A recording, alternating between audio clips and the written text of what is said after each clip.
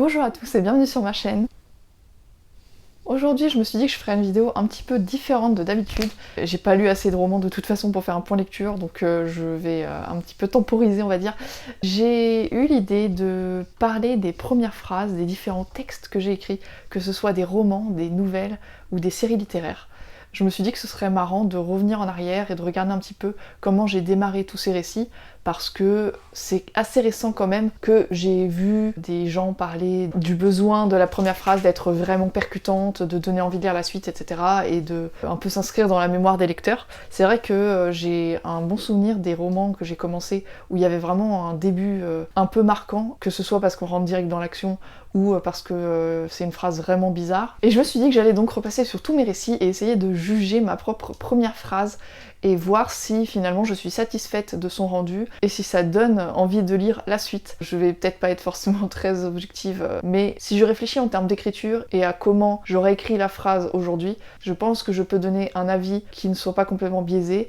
De toute façon, j'aurais plus envie de critiquer mes anciens textes que de les encenser. Je n'ai jamais fait attention à ce détail. La seule première phrase que je vais pas vous fournir, en dehors des textes que j'ai pas forcément retrouvés, même si j'en ai retrouvé la plupart, ce sera le roman que je suis en train d'écrire maintenant. Vous allez quand même avoir la première phrase de 2 textes qui ne sont pas du tout publiés encore, mais qui seront envoyés en maison d'édition ou qui arriveront sur mes plateformes de lecture en ligne. Mais vous allez les avoir quand même, parce que ça ne me dérange pas de vous les donner. Par contre, la première phrase du roman que je suis en train d'écrire en ce moment, vu qu'elle peut encore changer, que j'y réfléchis et que j'ai pas envie d'être influencée par vos potentiels commentaires sur le sujet, je vais me passer de vous la donner. Je vais commencer par les fameux petits textes que j'avais écrits quand j'avais 8-9 ans. Je devrais même pas juger la première phrase de ces textes, mais je trouvais ça rigolo de commencer par ces textes-là. On va commencer par les clés magiques. Le livre fait 4 pages, hein, je vous préviens, c'est pas énorme. Je vais vous raconter l'histoire de clés qui vont, à chaque fois qu'elles bougent, faire du bruit, au point que toute la terre entière les entend. Je redécouvre les phrases avec vous, hein. Franchement, j'aime bien. Je trouve que ça crée de la curiosité, hein. C'est le genre de truc qui fait se poser des tonnes de questions sur la suite du récit et sur le pourquoi et le comment. Donc franchement, je dis oui. Ensuite, la plume magique. Alors, vous vous rendrez compte que tous mes textes s'appellent le machin magique, le truc magique, en dehors du 3e, mais je peux vous assurer qu'il y en avait beaucoup plus que 2. Hein. J'ai vraiment tout écrit. Il y avait les rideaux magiques, le bébé magique, il y a tout eu de magique, parce que j'adorais ça. J'étais un petit peu vouée à lire de la SFFF. Hein. Il était une fois une petite fille qui se nommait Nadia. Sans surprise, bof, c'est pas extraordinaire. Je pense qu'à ce moment-là, j'essayais de faire un truc un peu plus académique. Ça dit pas grand-chose sur la plume magique. Si ça vous intéresse, cette fille volait toutes les nuits avec une plume magique dans le ciel, et voilà. C'est tout. Et enfin, dans les petits textes que j'ai là, on a le petit ours adopté. Il était une fois un petit ours qui était orphelin, mais un jour, il s'était perdu en forêt, mais trouva un petit refuge, et il entra. La phrase est un peu longue. Ouais, je pense que c'est ça qui a sauvé la phrase d'ailleurs. Il était une fois un petit ours qui était orphelin, normalement j'aurais dû m'arrêter là, mais comme il y a une virgule, j'ai lu la suite, et là, ça devient légèrement plus intéressant. Mi-oui, mi-non, sinon ça passe, franchement, il trouve un refuge et il entre, et là on se demande ce qui va se passer. Je parie que ces phrases sont meilleures que celles que je vais lire par la suite, hein. Je vous dis, il me semble pas avoir travaillé les phrases super bien. Je poursuis avec le premier tome de la trilogie que j'ai écrite à l'âge de 13 ans, 13, 14, 15 ans. J'ai écrit ça sur plusieurs années, et je me suis imprimé la trilogie pour me faire plaisir. À un moment donné, je me suis dit, j'ai envie de l'avoir dans ma bibliothèque. J'ai été un petit peu influencée par Estelle de la chaîne... je sais plus comment s'appelle sa chaîne, et en gros, elle imprime tous ses livres pour elle. Elle utilise... Et du coup, j'ai imprimé La Fille des Dieux, le tome 1, le tome 2... et le tome 3, je me suis un petit peu embêtée à faire les couvertures. Et franchement, je trouve que ça rend bien, je suis plutôt contente. Et donc je vais en profiter pour lire les premières phrases directement sur ces exemplaires. Le premier tome commence par « Le réveil résonnait dans l'appartement depuis déjà 10 minutes avant que Catherine Grommel lève un bras hors des draps et donne un grand coup dans le pauvre objet qui alla valser au sol avec un bruit sonore. » Déjà, pour commencer, un bruit sonore, c'est un peu un pléonasme, mais bon, c'est pas le plus gros problème de cette phrase, c'est qu'elle est très très longue. Le premier défaut que je vois surtout, c'est que l'héroïne se lève le matin, et on commence l'histoire comme ça. C'est un énorme cliché, de ce que j'ai compris, c'est un truc que font un peu trop d'auteurs débutants, et donc c'est le genre de choses qu'il faut essayer d'un petit peu éviter. Donc ouais, ça c'est beaucoup de mes romans au début, commençaient par l'héroïne se lève le matin et elle va en cours, et après il arrive des trucs. Mais bon, c'est mon tout premier roman, donc forcément j'ai fait toutes les bêtises qu'il fallait pas faire. En dehors de ça, j'aime bien le fait que je montre tout de suite le caractère du personnage. On voit que c'est le genre à envoyer balader son réveil quand elle se lève, donc je trouve ça rigolo. Mais à part ça, bof, je pense qu'il y a mieux quand même. Donc ça c'était le premier tome qui s'appelle Le Ranch de Darwin. Ensuite on a le deuxième tome, Le Mystère de la Lionne Blanche. Je sais pas pourquoi j'ai pas d'accent sur cette couverture. C'est un dialogue. Viens m'aider, ce n'est pas moi qu'ils veulent, c'est de ta faute s'ils m'ont emmené.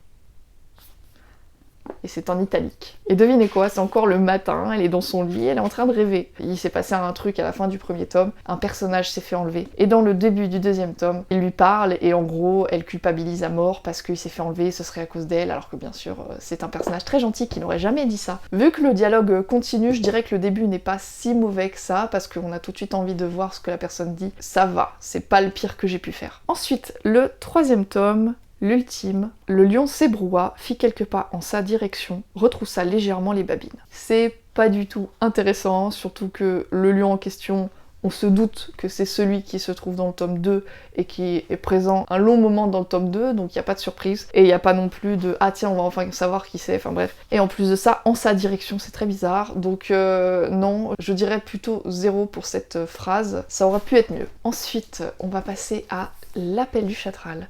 C'est un roman que j'ai écrit à l'âge de 16 ans, le premier roman que j'ai auto-édité et finalement que j'ai retiré de l'auto-édition. De toute façon, j'ai tout retiré de l'auto-édition maintenant. Ce roman donc est le premier que j'ai sorti et au niveau de l'histoire ça tenait la route, mais au niveau de l'écriture c'était assez maladroit. Et devinez quoi, ça commence toujours de la même manière, donc on va voir ce que ça donne. Ah, j'ai oublié qu'il y avait une préface écrite par ma grande tante, qui est plutôt poète, et qui m'a fait un superbe poème sur l'histoire. Peut-être que je devrais d'ailleurs garder ce poème, je l'avais complètement oublié, mais comme je suis en train de réécrire ce roman, là je suis en train de préparer le dossier pour l'envoyer aux maisons d'édition justement pour l'été, il est complètement réécrit, pas du tout à partir de l'ancien texte, hein. Vraiment ça a été réécriture complète avec amélioration de l'histoire, du scénario et développement de l'univers pour qu'il soit un petit peu plus détaillé. Et ouais, en fait je vais réutiliser ce poème, mais je vais pas considérer que c'est la première phrase du roman bien sûr. La première phrase donc: le chien s'élança en nous bousculant comme s'il avait une meilleure idée que moi de l'endroit où nous allions, nous pressant sur la route goudronnée.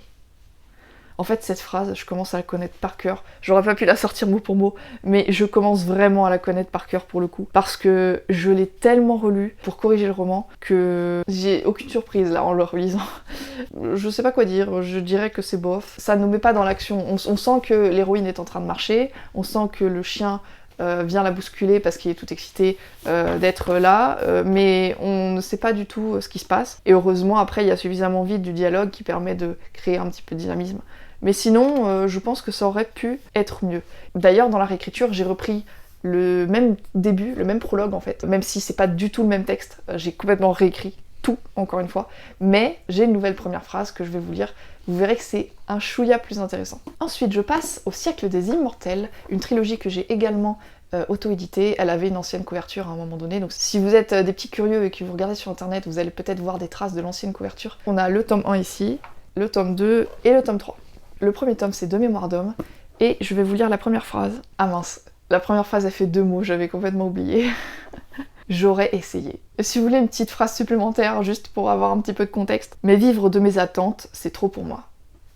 Alors en fait, on va avoir le même truc avec les autres bouquins, c'est que dans Le Siècle des Immortels, le prologue de chaque roman était du point de vue, en gros, du méchant de l'histoire.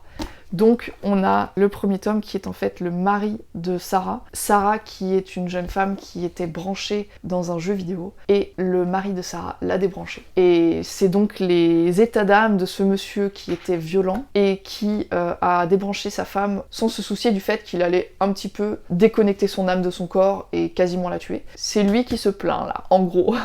Donc c'est pas un super début. Il aurait fallu que ce soit un petit peu plus dynamique, qu'on comprenne un peu ce qu'il va faire, parce qu'en fait c'est très progressif dans ce prologue.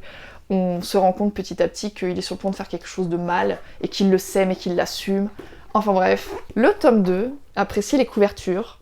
C'est les seules qui sont vraiment belles dans tous les bouquins que j'ai. Donc le tome 2 c'est Brouillard de guerre, et ça commence par le scan. Vite. Je vous rajoute vite parce que il y avait un point d'exclamation, mais quand même, c'est pas assez là. Donc ouais, le tome 2 commence par un dialogue, par une tirade. Et en fait, si vous voulez, je vous rajoute, je crie fort, mais c'est pour la bonne cause. Il s'agit des méchants du tome 2, c'est-à-dire des hackers du jeu vidéo, qui s'amusent à récupérer les âmes des gens qui meurent dans le jeu vidéo, mais en fait ils les tuent aussi. Enfin, le but en fait c'est justement de rendre tout le monde un peu immortel. Enfin bref, le siècle des immortels de toute façon c'est une trilogie dans laquelle j'ai traité 3 types d'immortalité dans les 3 romans. C'est pas dit très clairement mais c'est comme ça que je le vois. Là c'était des méchants qui faisaient des trucs avec leur ordinateur pour sauver l'âme des corps qu'ils avaient tués. Voilà, en gros. C'est un peu bizarre, hein, c'est pas pour rien que je les ai retirés de l'auto-édition. Ensuite, le 3e tome, c'était Électron libre, et je vais vous lire la première phrase. Pour le coup, c'est vraiment le tome dont je suis le plus fière, mais la première phrase, je vous assure qu'elle va être mauvaise. Oh purée, je me suis dit, c'est pas mon bouquin ça. Mais en fait, c'est la préface. Et mon père a écrit la préface. Je me fais avoir à chaque fois, j'avais oublié la préface de ma grande-tante sur l'appel du Chatral. Et là en fait mon père avait écrit une préface vraiment très intéressante sur mon roman. Si vous voulez, la première phrase c'est « Après un roman d'aventure, puis une histoire onirico-mythologique, voici une conclusion polaristique idéale. Qui aurait cru qu'il était possible de captiver encore alors que tout avait semblé torché, ou presque ?» Ça c'est un très gentil compliment de la part de mon père, parce que effectivement les 3 tomes ne se ressemblent pas. Ils parlent de sujets un peu différents tout en évoluant sur la même aventure principale. Et ouais, j'avais été assez flattée par ce qu'il avait dit dans cette préface. Et alors le prologue, la première phrase, c'est « Il arrive parfois que l'on se retrouve dans l'obligation de faire un choix désagréable, autant pour soi que pour les autres. » Et on est sur, encore une fois, le méchant d'histoire, je dirais pas le méchant, mais un méchant, celui qui a créé des intelligences artificielles. Donc c'est grâce à lui qu'on a tout un tas de bizarreries qui se passent depuis la fin du tome 2. Là, on est parti sur de la SF plus que de la fantasy pour le coup. J'ai pas expliqué mon avis sur la première phrase du tome 2 et celle du tome 3. Je trouve qu'elles sont plutôt réussies parce que le tome 2, on arrive directement dans l'action. Et dans le tome 3, on a un personnage qui annonce qu'il va tout simplement éliminer quelqu'un parce que parfois, il le faut, et que c'est la vie, et qu'il veut protéger sa sœur, etc. etc. Donc là, je parle bien sûr du petit bloc qui représente le prologue, mais je trouve que parler de l'obligation de faire un choix désagréable pour tout le monde, un choix qu'on n'a pas envie de faire, ça attise un petit peu la curiosité, donc pourquoi pas. De toute façon, dans tous ces textes-là, je considère que la plupart de mes premières phrases sont quand même pas ultra peaufiné et que j'aurais pu faire mieux. On va voir ce que j'ai d'autre. Ensuite, j'ai une nouvelle que j'avais écrite pour un concours, je sais plus si c'est Femme Actuelle ou un truc comme ça, je crois que c'était pour Femme Actuelle. Non, c'était pas ça. Non, attends, il y avait un concours pour Femme Actuelle sur BOD, Books on Demand, et j'avais écrit la nouvelle en mots au lieu de signes, 15 000 mots au lieu de 15 000 signes. Je vous laisse imaginer, c'était plus une nouvelle. Voilà, j'avais écrit une mini-série, quoi, enfin un tout petit machin. C'était quand même assez long. Ça, pour le coup, j'ai pas eu envie de vous lire la première phrase parce que c'est vraiment le plus gros échec de ma vie en termes de texte et d'écriture. C'est vraiment un truc que j'ai fait, je dirais pas n'importe comment, mais j'ai essayé des techniques d'écriture et le bêta lecteur que j'ai eu a été horrifié par des scènes un peu gore que j'avais mises. Il a dit mais pourquoi? Enfin bref, c'est probablement la seule fois de ma vie où je me suis interrogée sur l'écriture et sur si je devais continuer à écrire parce que ces réactions ont été tellement fortes que je me suis dit ah d'accord, je suis même pas capable de juger si je sais écrire ou pas quelque chose qui se vaut. Si l'écart entre ce que je crois avoir écrit et ce que j'ai vraiment écrit est tel, autant que j'arrête quoi. Mais bon, au final, je me suis accrochée. Comme quoi un bêta lecteur peut vraiment vous affecter avec le moindre de ses avis. En tout cas, moi, ça m'a vraiment fait un choc. Mais ça va mieux. Depuis, j'ai continué à écrire et je sais pourquoi j'avais fait n'importe quoi. Et je sais ce qui n'allait pas dans ce texte. C'est juste que, bon, la critique a été un peu virulente. Donc en fait, la nouvelle dont je voulais vous parler, je sais plus du tout pourquoi c'était, pour quel concours. C'était un thème sur quelque chose qui vous ressemble ou un truc comme ça. Et bon, j'ai très mal pris le sujet. Je dirais que c'était une nouvelle hors sujet. Je me suis dit que je ne pouvais pas ne pas écrire quelque chose de magique, parce que j'écris toujours tout, comme je vous le disais, avec les textes, les clés magiques, le bébé magique, les rideaux magiques, tout magique. Et donc du coup, pour moi, ce qui me ressemblait, en gros, c'était le type de choses que j'écrivais. Donc, enfin, c'est un peu débile comme interprétation. Mais du coup, j'ai juste écrit une nouvelle sur de la magie, et bref, ça ne collait pas vraiment au thème, en tout cas, ça ne laissait pas imaginer ce qui me ressemblait là-dedans. C'est donc L'Oiseau Maudit, qui commence par « En oiseau !» point d'exclamation. Et je vais vous lire le reste, parce que c'est pas suffisant. Je te transforme en oiseau. Donc c'est la phrase d'un personnage qui parle au héros et qui lui demande si c'est bien ça qu'il a dit. Et ensuite il explique qu'il est un peu pompette, mais qu'il sait ce qu'il a dit. Oui, parce qu'il est en train de boire un verre à un bar, et donc on le croit pas, évidemment. Je pense que c'est pas trop mal comme début. Pour le coup, comme c'est une nouvelle, je voulais vraiment qu'on rentre dans le vif du sujet direct. En fait, c'est l'histoire d'un dieu oiseau, je crois, qui a été enfermé dans une cage la nuit et qui, de jour, devient un humain. La nuit, il oublie complètement qu'il était un humain de jour. C'est vraiment très bizarre, hein. Mais en gros, c'est l'idée. Et donc, la nuit, il est enfermé dans cette cage et la déesse est là et elle lui parle. Et en gros, il est malheureux parce qu'il sait pas ce qu'il a vécu la journée et il sait pas ce qui lui arrive en tant qu'humain. Et tout ce qu'il veut, c'est la liberté, s'envoler, voilà, bref. C'est une toute petite nouvelle comme ça, avec à moitié l'aventure en tant qu'humain, et à moitié le dieu oiseau enfermé dans sa cage qui, à un moment donné, peut-être va s'échapper, mais bref. Cette nouvelle est sur Scribd, mais je vais pas la mettre sur les autres plateformes parce que elle est trop vieille pour... Enfin, elle était déjà sur Scribd de base, je me suis dit je vais la laisser là. Si je l'avais plus assumée, vraiment plus du tout, je l'aurais retirée. Mais là, je m'en fiche. Au pire, vous me dites c'est nul, c'est pas grave. J'ai conscience que je l'avais pas super bien travaillée. Elle est très très concentrée en action, donc y a que de ça. Enfin, ça se passe très très vite. Il y a plein de choses qui se passent, mais elle est très courte. Donc en oiseau, tu te transformes en oiseau. Je trouve que c'est pas trop mal parce que ça donne tout de suite un aperçu de l'histoire. Et de toute façon, c'était ce que je voulais. Je dirais que pour des romans, justement, j'ai pas assez fait d'efforts sur les premières phrases parce que c'est des romans et que je voulais prendre mon temps pour mettre en place les premières scènes et tout. Et du coup, même pour des scènes où l'action arrive vite, la première phrase est rarement bonne parce que j'y faisais pas attention. Donc maintenant, à force d'entendre ce conseil, j'essaie de faire un peu plus d'efforts là-dessus. Mais clairement, j'ai jamais essayé de faire un effort sur juste la première phrase. Je faisais un effort sur la première scène et le premier chapitre. Ensuite, on a l'Omniscient. L'Omniscient, c'est un texte qui est publié maintenant sur les plateformes de lecture en ligne. C'est une série littéraire que j'ai envoyée au concours de Rocambole au début quand ils cherchaient des séries à publier sur leur application. Et ils l'ont pas sélectionnée, donc je l'ai juste relu un petit peu, retravaillé un petit peu, et donc elle est sur Scribd. Quand je dis Scribd, c'est l'atelier des auteurs, hein, au fait. Elle est sur Néovel et sur Wattpad. La première phrase, c'est « Bonjour !» point d'exclamation. Voilà, c'est tout. Bon, ok, je vous lis la phrase entière. « Bonjour !» point d'exclamation. Je viens d'une terre. 3 petits points. C'est tout. C'est un personnage qui vient d'une autre Terre, c'est-à-dire d'une autre planète Terre, sachant que dans cet univers, il y a des planètes dans des planètes dans des planètes dans des planètes et un infini comme ça. C'est une histoire de cellules. Hein. Les cellules sont des planètes, et donc il y a des gens qui vivent sur les cellules. Des gens. Enfin, vous voyez ce que je veux dire? Il y a des gens dans des gens dans des gens, bref. Et donc chaque personne a ses clones partout sur les autres planètes, qui sont sur les autres cellules, qui sont dans les autres corps, et ainsi de suite. Bref, c'est infini, c'est kaléidoscopique, si vous voulez. Voilà, donc ça c'est l'idée de ma série L'Omniscient. Je trouve que c'est moitié réussi. J'aime pas trop ce début de récit. Je trouve que ça pourrait être mieux. C'est vraiment parce que j'ai pas fait un effort sur cette première phrase. Tout ce que je voulais, c'est un premier dialogue, et donc ce dialogue allait tout de suite répondre à vos questions, hein. Vous regardez le ping-pong des phrases, et tout de suite vous avez une satisfaction de voir que ça avance et que c'est beaucoup plus rapide que de lire de longues descriptions dans la narration. Je trouve que, en sachant qu'il y a des personnages qui vont interroger la personne et qui vont essayer de comprendre où elle veut en venir, je trouve que ça va. Parce que d'une Terre, on comprend que c'est potentiellement une autre planète, mais sinon, non, je trouve que la phrase aurait pu être meilleure. Ensuite, Nina, je vais vous lire la première phrase de Nina. Ça, c'est pas compliqué, elle est sur Vivelio Stories, et elle est également à la vente en e-book sur Cultura, et chez Vivelio du coup de base. C'est juste que Cultura est un partenaire de Vivelio. Et je vais vous lire donc la première phrase de Nina, qui se trouve au passage depuis plusieurs jours dans le top 10 de l'application mobile. Elle a vraiment souvent refait une petite sortie dans le top 10, c'est vraiment sympa. Pas de surprise, hein. Pareil, c'est une des phrases que je connais vraiment par cœur. La sonnerie du téléphone retentit jusqu'à l'étage. Ça fait penser d'ailleurs à mon tout premier roman dans la trilogie La Fille des Dieux. Effectivement, c'est pareil, un téléphone qui sonne et elle se réveille le matin. Vous voyez que j'ai vraiment fait cette erreur très très longtemps. C'est encore une tranche de vie scolaire, si vous voulez, des fameuses histoires où l'héroïne va au lycée, etc. Je dirais que j'aurais plus pu éviter ça avec les autres romans, parce qu'avec La Fille des Dieux, par exemple, elle finissait par avoir des tonnes d'aventures avec des animaux et tout, il y a de la magie et tout.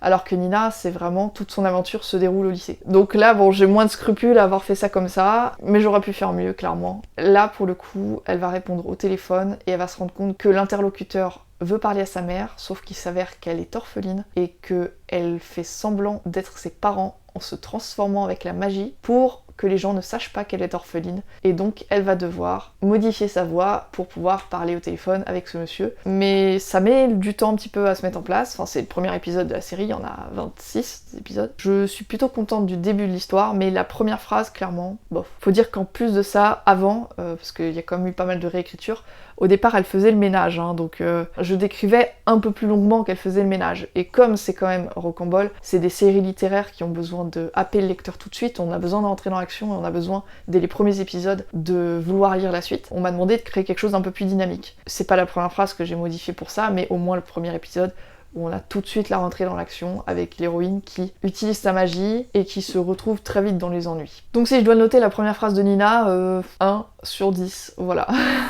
C'est pas extraordinaire, mais bon voilà, j'ai aucune surprise, je savais déjà que c'était pas super. Ensuite, les agents du temps. Les agents du temps, c'est pareil, je l'ai pas sous format papier parce que c'est un roman que j'ai publié sur les plateformes de lecture en ligne. Ça n'a pas été accepté en maison d'édition, donc ce sera définitivement accessible en ligne. Et vous l'avez donc sur Wattpad, Néovel et Plume d'Argent. Je vais le lire sur Wattpad, si j'y arrive. C'est ça qui me faisait marrer. Je m'en souvenais de cette phrase-là. Lundi 10 mars 2064, j'ai encore pris trop d'oranges. Et on s'en fiche complet des oranges hein, dans ce roman, hein. C'est vraiment inintéressant. Donc voilà, moins 10 pour cette phrase. En fait, le héros est allé faire les courses, il a ramené tout un tas de courses, mais vraiment genre beaucoup. Et l'idée du fait qu'il a pris trop d'oranges, c'est que à un moment donné, il va tout lâcher, ça va tomber, et ça va déclencher des trucs pas cool. La phrase est vraiment nulle, mais le prologue, pour le coup, vous fait rentrer dans l'histoire. Ça, vous inquiétez pas pour ça, vous rentrez dans l'histoire direct avec ça. Donc à la fin du prologue, qui est assez court, vous êtes normalement très très intrigué. Voilà, cette première phrase, pas top du tout. Donc voilà, ça prouve que vraiment j'ai mis du temps avant de comprendre qu'il fallait que je travaille cette première phrase. J'ai bientôt fini, donc là on a Les Petits Êtres ne se trompent jamais. C'est la nouvelle que j'ai écrite pour les projets Silex. Elle a été refusée, donc du coup je l'ai juste un petit peu corrigée et je l'ai postée sur les plateformes que j'ai déjà citées. Et je vais vous lire la première phrase. Alors j'ai tendance, quand je veux ajouter de la dynamique, à mettre des dialogues, donc désolé, c'est encore une tirade de dialogue. Aïe, regardez où vous mettez les pieds. C'est pas encore super, hein, mais la réponse c'est « Pardon, le cheval m'a poussé ». La troisième phrase c'est « Tu sais ce qu'il te dit, le cheval ?» Je tenais à le dire parce que c'est vraiment naze sinon, hein. C'est tout seul comme ça, c'est pas top. C'est une scène de file d'attente, et il y a un centaure, et il y a plein d'autres créatures d'ailleurs, qui font la queue. Je trouve que vu que c'est un dialogue, ça reste assez dynamique, il y a juste 3 petites tirades, et après on part dans l'histoire avec un petit peu de narration. Donc la première phrase, seulement la première phrase, non, parce que « Aïe, regardez, vous mettez les pieds », c'est pas extraordinaire comme première phrase, ça ne donne pas forcément envie de connaître la suite, et c'est pas particulièrement inhabituel et original, mais sinon, la suite immédiate rattrape le truc. Mais du coup, ouais, non, encore une phrase qui est pas extraordinaire. Je vais vous parler du nouvel Appel du Chatral. Je sais même pas si je vais pas changer le titre d'ailleurs. Pour l'instant, je l'appelle l'Appel du Chatral, clairement, ça collait bien en fait. Ça m'embête juste d'avoir 2 romans complètement différents qui s'appellent l'Appel du Chatral. Un que j'ai écrit à 16 ans, un que j'ai écrit à 30 ans. J'ai oublié aussi, j'avais écrit une nouvelle pour un concours où il fallait avoir des likes, et plus on avait de likes, et plus on avait de chances de gagner, parce qu'après il y avait un jury qui regardait ceux qui avaient le plus de likes et qui jugeait, qui choisissait à partir de là. Donc je sais plus du tout ce que c'était comme site, mais du coup, non, j'ai pas gagné, hein, évidemment, mais ça s'appelait Souvenirs d'hiver. Il fallait choisir entre plusieurs thèmes, il y avait 3 thèmes je crois. Il y avait sorcière-sorcière, ou sorcière-sorcière, il y avait un texte derrière, et il y avait 2 autres thèmes, et moi j'ai choisi le thème des sorcières, et j'ai pris un truc, j'ai écrit un truc super descriptif, vraiment il se passe pas grand chose dedans. Et du coup la première phrase de ce texte là, c'est « Je suis revenue au village de mon enfance avant la tombée de la nuit ». Voilà. Cool. Non. Donc voilà, c'est probablement une des pires phrases que j'ai écrites ever, c'est pas super intéressant, on s'en fiche. Et de toute façon, voilà, tout est très très très descriptif, encore une fois, donc c'est pas ultra passionnant, ultra... y a pas beaucoup d'action, voilà. J'avais fait un effort sur l'écriture et tout, mais sinon c'est tout. Donc ça s'appelait Souvenirs d'hiver, et j'avais complètement oublié l'existence de cette nouvelle. Donc l'Appel du Chatral, la réécriture, commence par « Malgré la présence de l'énorme chien qui la regardait avec adoration, Éléonore doutait pour la première fois d'être dans un rêve. » En fait, j'avais vu des vidéos qui parlaient du fait que commencer l'histoire d'un roman avec le matin, elle se lève, elle va à l'école, c'est pas super, mais aussi commencer l'histoire d'un roman avec un rêve, et puis elle se réveille, elle sort du rêve et en fait c'était un rêve, c'était pas la réalité. C'était aussi assez cliché et aussi assez surfait. Et je me suis dit que du coup ça m'embêtait de faire ça parce que je l'avais littéralement fait comme ça dans l'appel du Chatral, la première version. Du coup, je voulais le faire quand même parce que ça avait une énorme importance que je fasse ça, puisque l'héroïne rêve les nuits de pluie d'un garçon qui vient d'un autre monde. Je pense que j'avais déjà à cette époque voulu faire une première phrase un peu plus percutante, et donc cette première phrase avait pour but de montrer qu'elle est dans un rêve, mais qu'elle sait qu'elle est dans un rêve, même si bizarrement il se passe des trucs inhabituels, parce que normalement ses rêves sont super réalistes, et elle y fait des trucs du style elle s'entraîne avec lui, elle discute avec lui et tout, et là c'est très bizarre parce que non seulement il pleut, alors que d'habitude il pleut en dehors du rêve et dans le rêve il pleut jamais, mais en plus de ça, le garçon en question est super taciturne, elle se rend compte qu'il y a un truc qui cloche quoi. Je trouvais intéressant de montrer que elle sait qu'elle est dans un rêve, et c'est normal, ça montre qu'elle rêve souvent de cette manière-là, mais que cette fois-là, c'est pas normal. Enfin bref. Mais bon, je considère que c'est parce qu'il y a eu réécriture d'un roman déjà inventé et que j'ai retravaillé dans la limite des capacités de l'histoire que je n'ai pas eu la possibilité d'améliorer ce début. Je trouvais que c'était le meilleur début qui puisse être. Et donc du coup, cette phrase est la meilleure qui aurait pu être dans ce roman spécifiquement. Je dirais que c'est pas trop mal comme début, même si j'avais commencé une histoire toute neuve, j'aurais pu faire un meilleur effort sur la première phrase, et c'est ce que je suis en train d'essayer de faire, c'est pas évident, hein, sur mon roman actuel. Enfin, je vais vous lire la première phrase de la série romance que j'ai écrite en juillet 2023. Pendant un mois, je me suis attelée à cette série-là et je l'ai envoyée donc à Vivilio Stories, comme je vous l'avais dit. Et pour ceux qui avaient suivi, qui voulaient connaître la fin de cette histoire, je n'ai pas été sélectionnée parce que le protagoniste masculin n'était pas assez développé. J'ai hésité et je me suis dit que j'allais pas leur renvoyer le texte et que j'allais éventuellement retravailler le protagoniste masculin si j'ai envie. Sans doute que je vais le faire parce que ma conscience professionnelle me l'impose un petit peu, mais après je vais probablement publier cette série sur les plateformes de lecture et vous allez découvrir maintenant tout de suite la première phrase de cette série. Attention, cette phrase est très longue. Je suis bien placée pour savoir que le malheur des uns fait le bonheur des autres, 2 points. Il y a de ça quelques années, ma meilleure amie m'a trahi, j'ai renoncé à mon premier amour et j'ai quitté Paris pour accompagner mes parents dans le sud de la France. Et je vous donne la suivante. Et tout ça arrangeait bien les gens que j'ai laissés derrière moi. Pareil, là, vu que surtout en plus c'était une série que j'allais envoyer à Vivilio Stories, j'ai voulu faire un effort sur la première phrase et donc je voulais quelque chose de percutant. C'est peut-être pour ça aussi qu'il y a autant d'informations d'un coup, mais je voulais montrer un petit peu le côté... C'est très humoristique comme série. Je voulais donner suffisamment d'informations et annoncer un truc qui se passe qui n'a rien à voir avec tout le déboire qu'elle a eu par le passé. Le malheur des uns fait le bonheur des autres parce qu'il y a une fille qui s'est cassée la jambe. Du coup, elle est obligée de prendre son rôle dans l'association et elle rêvait de justement prendre son rôle dans l'association dans laquelle elle est. C'était une manière un peu drôle, on va dire, vite fait, d'annoncer le début de l'histoire, quoi. Je pense que ces derniers textes, c'est justement des textes sur lesquels j'ai commencé à travailler la première phrase, donc je suis un petit peu plus biaisée pour juger, parce que du coup, vu que j'ai fait l'effort de faire une phrase qui apporte suffisamment d'informations pour que le lecteur soit curieux, bah du coup, je sais pas si c'est réussi ou pas, et j'ai pas envie de dire je trouve que c'est réussi, parce qu'en fait je n'en sais rien, c'est plus à vous de me le dire. Donc voilà, si vous lisez ces textes, c'est vous qui saurez en fait si c'est percutant ou pas, parce que moi j'ai juste essayé de le faire, essayer de rendre la phrase prenante et de créer de la curiosité pour la suite.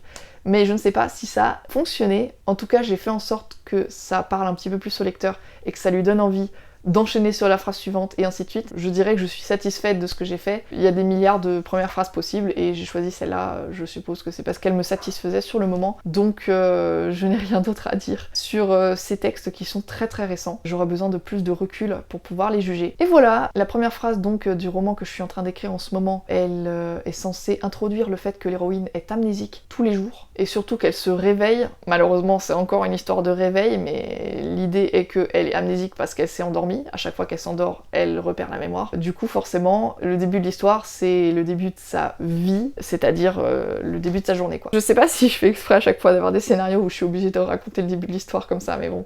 Dans Les Agents du Temps, pour ma défense, c'était pas le début de la journée, c'était en plein milieu de la journée, je dirais même que c'était en fin de journée. Donc oui, c'est pas une phrase que j'ai forcément envie de vous dire parce que je sais pas si ça va être la phrase définitive. J'ai encore essayé de la retravailler il y a quelques jours et je me suis dit non, je la garde. mais je sais pas si elle va vraiment rester. Donc j'ai pas envie de vous la donner, j'ai pas envie d'être influencée sur ce sujet, et risquer donc de plus savoir quoi faire, parce que bon, vous aurez tous un avis différent à mon avis. J'en suis à la moitié, j'ai décidé de réécrire un certain nombre de choses dans la première moitié pour être plus sereine et écrire la fin en me disant c'est bon, c'est cohérent, parce que pour l'instant il y avait des tas de trucs qui me gênaient, donc je les améliore d'abord, je suis comme ça, je préfère que ce soit propre dès le départ pour pouvoir continuer et avoir en tête les trucs finaux, hein, même si je vais bien sûr les retravailler à la fin. Mais je veux que la version finale de la première moitié, à mes yeux, soit faite pour pouvoir écrire la suite. Voilà sur quoi je suis en ce moment, et peut-être qu'un jour, qui sait, vous aurez la possibilité de lire cette première phrase, même si bien sûr j'enverrai en maison d'édition avant de le mettre sur les plateformes de lecture en ligne. C'est tout pour cette vidéo, j'espère que ça vous a plu comme concept. J'avais déjà vu ce genre d'idée sur d'autres chaînes, mais plus pour lire les premières phrases d'une série de romans aléatoires avec des auteurs différents et voir lesquels donnaient le plus envie de lire ou ce genre de choses. Mais je trouvais intéressant avec tous les textes que j'ai lus de revoir ces premières phrases parce que pour la plupart je les avais oubliées, je ne me souvenais plus comment j'avais décidé de démarrer le roman, et donc finalement j'ai tout redécouvert un petit peu, en dehors des une ou deux phrases que je connaissais quasiment par cœur bien sûr. Dites-moi si ça vous a plu, dites-moi ce que vous en avez pensé, et si vous avez trouvé que certaines phrases étaient bonnes ou moins bonnes, et pourquoi, parce que ça peut être très intéressant justement pour l'écriture, de savoir pour l'avenir ce qui fonctionne ou non, et ce qui donne envie de lire ou non. Vu que moi je sais exactement ce qui se passe par la suite, je relis mais en sachant très bien pourquoi cette phrase est là, et vous non, donc peut-être que vous avez interprété les choses différemment de moi, donc je suis très intéressée de savoir ce que vous en avez pensé. N'hésitez surtout pas à commenter, à liker la vidéo, à vous abonner si vous êtes intéressé par mon contenu. Je vais essayer de parler un petit peu plus d'écriture. J'aimerais bien aussi me lancer dans le streaming de sessions d'écriture à un moment donné, si j'ai le temps. J'aimerais aussi parler un petit peu plus d'écriture sur cette chaîne. Je ne sais pas si je vais y arriver, mais c'est ce que je souhaiterais en tout cas. Sur ce, je vais vous laisser, prenez soin de vous et je vous dis à bientôt dans une prochaine vidéo.